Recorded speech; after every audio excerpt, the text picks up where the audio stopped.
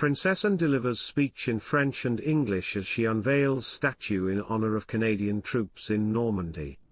Princess Anne was the first member of the British royal family to attend D-Day 80th anniversary commemorations in Normandy. King Charles's sister is Colonel-in-Chief of the Royal Regina Rifles, making the Princess Royal the perfect person to unveil the statue of the World War II Canadian Royal Regina Rifleman. The ceremony took place in Bretteville-l'Orgueilleuse, near Caen, on Wednesday, followed by a reception at Place des Canadiens. Welcome to Royal Pancakes.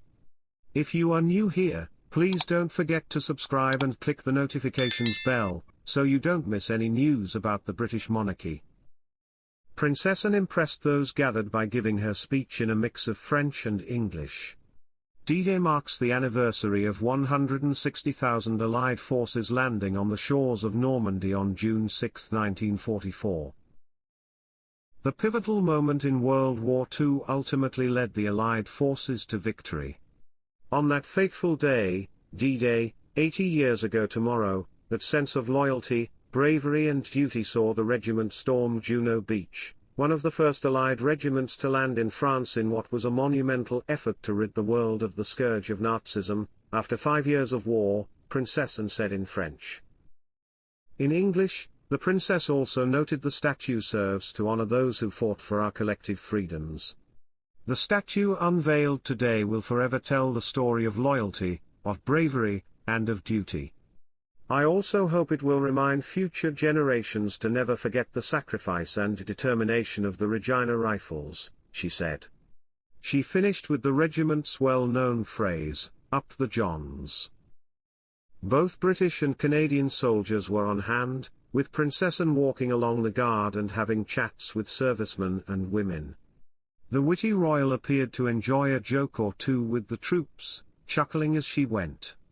Princess Anne, who is travelling with her husband Vice Admiral Sir Tim Lawrence, will attend a Royal British Legion service of commemoration at Bayeux War Cemetery, where she will lay a wreath at the Cross of Sacrifice. The site is France's largest World War II cemetery of Commonwealth soldiers and is run by the Commonwealth War Graves Commission, of which Princess Anne is president. The Princess Royal has visited the site of a secret operation to stop the Nazi atomic bomb in Norway as she celebrated the very special people involved in the country's wartime relationship with the UK.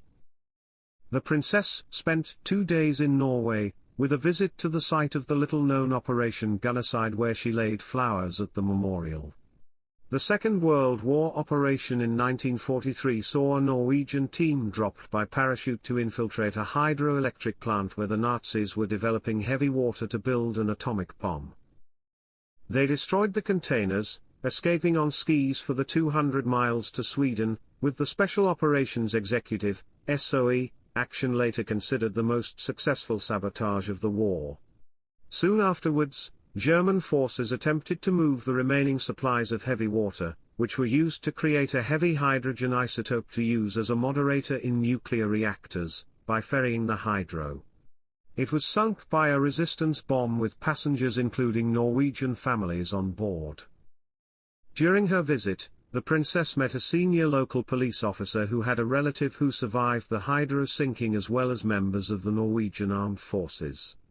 The royal visit was intended to raise public awareness of the operation and was arranged by John Andrews and Dr. Tony Insall, the British author of Secret Alliances, Special Operations and Intelligence in Norway 1940–1945.